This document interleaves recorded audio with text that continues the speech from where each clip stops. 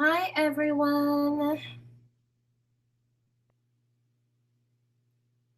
I had to push back the time for this because it's been a very eventful day. So I'm going to give everyone a chance to get the notification and then I'll get started.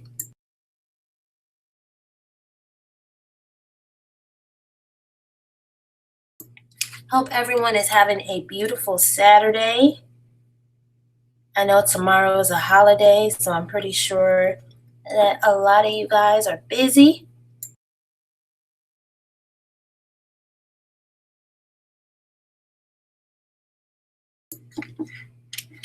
So I want to talk about something, and this might be kind of a quick hangout. I want to have the conversation because, bail reform is kind of the hot topic right now. You have a lot of celebrities that have thrown their support behind criminal justice reform. And a lot of times, when, at least I know for me, when I hear conversations about bail reform and criminal justice reform, you know, uh, they always talk about it in the context of nonviolent offenses. Hey, Bruna and Black Rose. You know, people talk about needing to reform bail for people who are in jail for maybe low level crimes. You know, people who don't really pose a threat to society. But I want to talk about the other side of bail reform and criminal justice reform.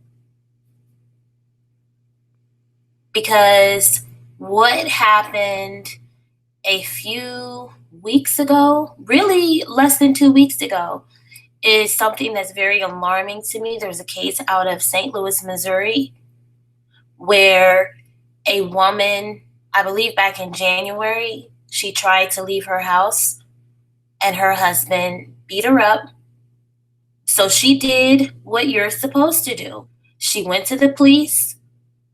She got an order of protection or a restraining order, and she followed through with pressing charges. Even though her husband had beat her up and threatened to kill her, he was only charged with misdemeanor assault, and his bail was set at $5,000. His name is Samuel Lee Scott. On April the 9th, a company called, or a nonprofit organization, called the St. Louis Bail Project posted his bail, which would have been around $500. So they posted his bail on April the 9th. The same day that they posted his bail, he went to his estranged wife's house, beat her up very badly to the point where she died about 4 or 5 days later. And so you have people asking, why was this man a candidate for bail reform? I mean, for having his bail posted.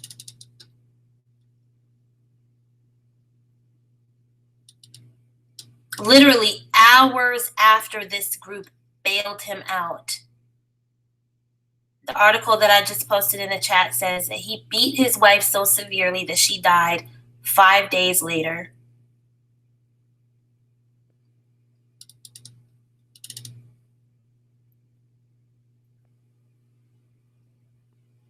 Okay, according to this article, while he was in jail, she got the restraining order. And the day after she gets the restraining order, this nonprofit organization posted his bail. And I'm sorry, but I believe that her family should sue this organization, because this is just wrong on so many levels. Hey, Kara, happy Saturday. I've heard people say that about parts of St. Louis, Bruna. I've heard people say that. There's another story This is out of Ohio, I think, of a former judge named Lance Mason. Okay? And back in 2014, while he was a sitting judge, he got into an argument with his wife while they were in the car with two of their children. And he beat her up and threw her out of the car. And she called the police, afraid that he was going to hurt their two children. The police found him inside of the family home. The daughters were unharmed. He was arrested. And 2 days afterwards, the wife, Aisha Frazier, filed for divorce. Now, because he was a former judge, a lot of people have questioned certain things that happened between the day in 2014 when he beat his wife up and the time that he actually killed her. So he was removed from the bench, but while he was suspended for a period of time, he was able to continue to collect his $121,000 a year salary while the case was open. And since the case was delayed so many times, he was suspended with pay for about a year. In August 2015, he pled guilty to felony assault. He was supposed to do up to 3 years in prison. Well, he faced up to 3 years in prison, but was sentenced to 2 and served less than half of his prison sentence. Once he was released, the mayor of Cleveland hired him as a minority business development administrator. This was after he had been disbarred and removed from the bench, and after he had pled guilty to felony assault. After this man beat his wife and threw her out of the car, after he had been disbarred, after he had served time in prison for felony assault, he was hired as the city's minority business development administrator. Even though there were 15 other applicants. Representative Marsha L. Fudge, who's a member of the House of Representatives. She's a Democrat. She's a Black woman. After he had pled guilty to felony assault for beating up his wife, Representative Marsha L. Fudge called him a kind, intelligent man and a loyal friend in a letter of support. Because, a lot of people were questioning why he got that job in 2017. And this woman who's a congresswoman at the national level said, oh, no, he's a good friend. He's a kind man. After he had beat his wife up. Okay?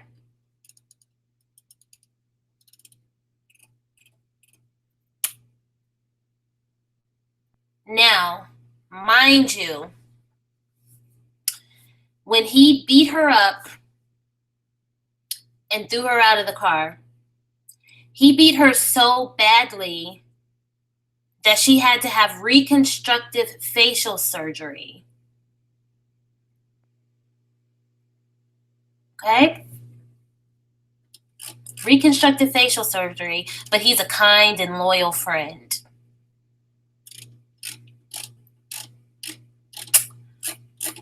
Okay?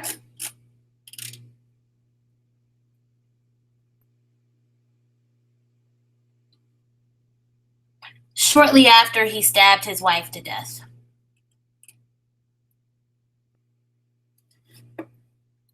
This is what we're dealing with, Black women. Not only does the system at times fail us, But at times we fail each other,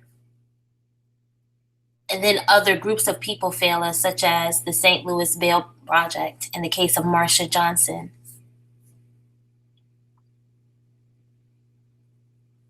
That's true, Black Rose. He did have a violent past. But because there are so many conversations about bail reform and criminal justice reform, you can't, it's almost like taboo to bring up the fact that some of these people are violent offenders and they belong in jail. And sometimes keeping them in jail for a certain period of time gives their victims time to rebuild, to move if they need to, and to do things so that it would make it difficult for their abusers to find them once they are out. That's true, Kara. Security systems and some way of protecting yourself is very important. That's a good point about the open-ended plane ticket or bus ticket.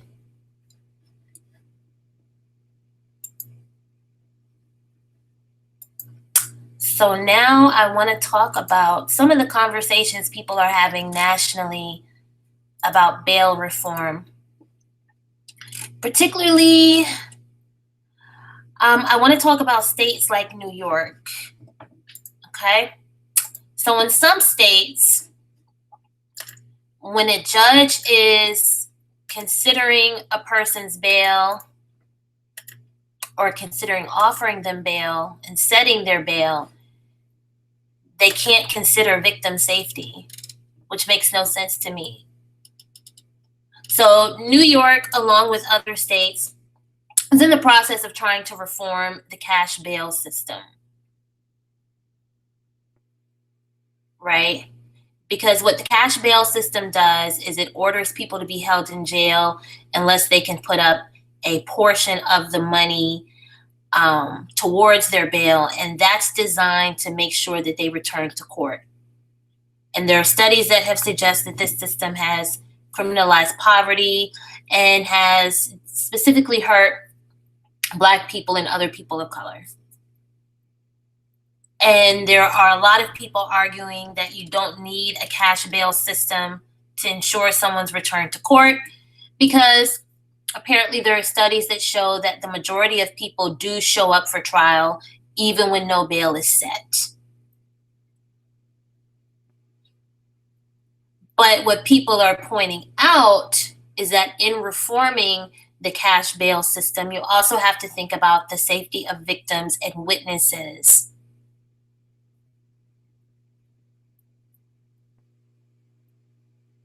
While the cash bail system is flawed, it has become a way for judges to protect victims, and it allows judges to keep high-risk defendants in jail and away from victims.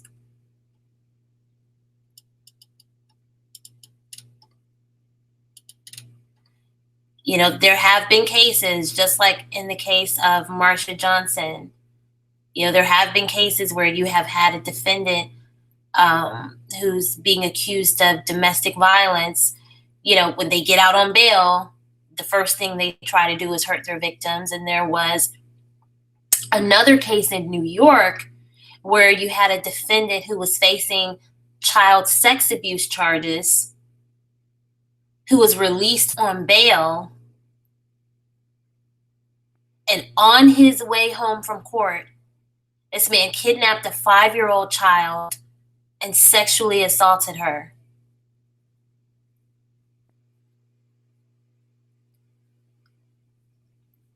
New York is one of a few states where judges cannot consider the safety of a victim when they decide to detain someone pre-trial. That's scary to me. I would think that victim safety would be the primary concern. In New York, it can't be considered. So now you have people that are trying to make sure that reforms to the cash bail system also have something in place that allow judges to think about victim safety. Because to me, um, if someone is accused of harming children, sexual assault, domestic violence, anything like that, like I feel like those are violent crimes. And to me, people accused of those things should not be part of this bail reform conversation. You know, bail reform should literally just be for people who um, have not committed any crimes where they have been violent towards a person in any way. And it's shocking to me that in a lot of ways the system doesn't seem to view molestation, sexual assault, and domestic violence as violent crimes. Like that's just crazy to me. And it's crazy to me that you have organizations out there that are posting bail for people who have committed those types of crimes.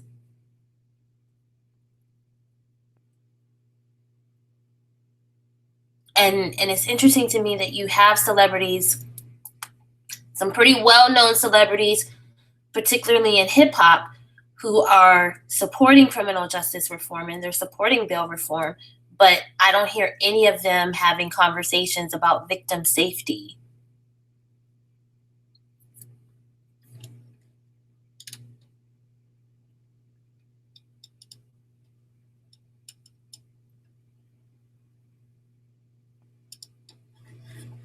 I'm just reading the chat now. Right, Bruna. That's honestly what I thought bail reform was for. Minor children. I didn't think that there were situations like a man like Samuel Lee Scott could beat his wife up, threaten to kill her, and then have his bail posted by an organization like that. Like that's just crazy to me. And then just with some of the research that I've done, I didn't realize that this was part of an ongoing conversation where you do have people raising these concerns, thankfully.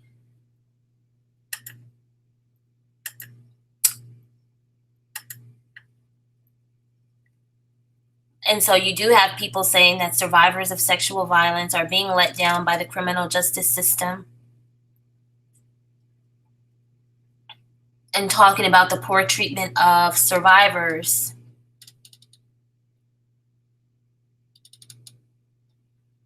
And my concern, because certain crimes are unreported or underreported, like sexual assault and domestic violence.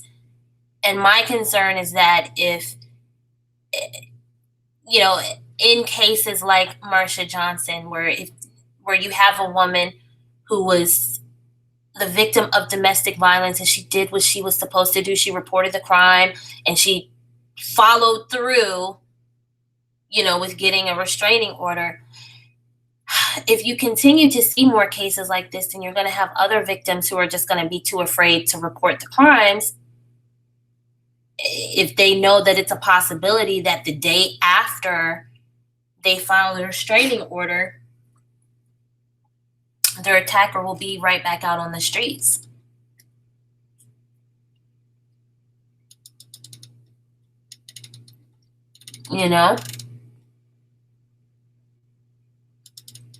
And so what people are talking about is the fact that criminal justice reforms have primarily focused on improving the effectiveness of the criminal justice system instead of focusing on survivors' needs. And so people are having conversations about the importance of listening to survivors, whether you're talking about survivors of sexual violence or women who've survived domestic violence. And we know that Black women suffer from domestic violence at higher rates than most other groups of women. So we really need to be paying attention to these conversations, and we need to really be saying, well, wait a minute, there's no situation where a nonprofit organization should be stepping in to pay the bail of a man who has beat up and attacked, his wife, his girlfriend, or other intimate partners, right? Because um, we know that domestic violence is not just something that affects people in heterosexual partnerships. We know that there are some people in the LGBTQ community who also deal with domestic violence as well. And as Black women, we should be saying, the system needs to work for us. It needs to protect us. You cannot constantly have these campaigns encouraging domestic violence survivors to report the attacks, and then when they report it, you let the attacker back out on the streets. Like within a day, you don't even give the woman enough time to like move somewhere or to get into a shelter. It's just crazy.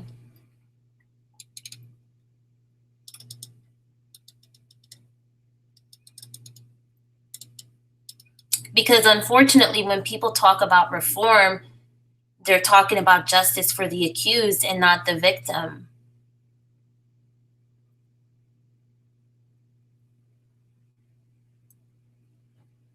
It's just crazy to me. So this is something I'm going to continue to research, because honestly, I had supported bail reform for people who had not committed violent crimes. But now that I know that bail reform, now that I know that those conversations are including people who have been accused of sexual assault and domestic violence, I can't support it.